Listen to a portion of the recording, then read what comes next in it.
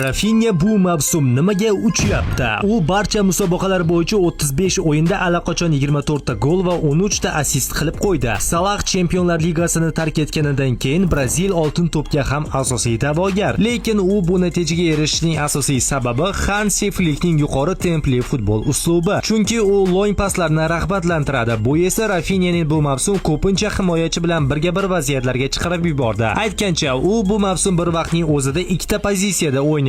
Chunki Barsa to'pni tezda maydonning narigi tomoniga uzatsa, u chapdan yugurib markaziy pozitsiyalarga hujum qiladi. Alejandro Balde hujumni qo'llab-quvvatlash uchun yuqoriga ko'tariladi. Bu shuni anglatadiki, Rafinha Robert Lewandowskining gol urish pozitsiyalarini egallaydi. Shuning uchun ham Flickning Barsasini bu mavsum tomosha qilish juda ham yoqimli bo'lmoqda. Ana endi sizga savol: Rafinha bu mavsum oltin to'pni ham qo'lga kirita oladimi? Izohlarda yozib qoldiring va yanada ko'proq ma'lumot uchun Tez Sportga obuna bo'ling.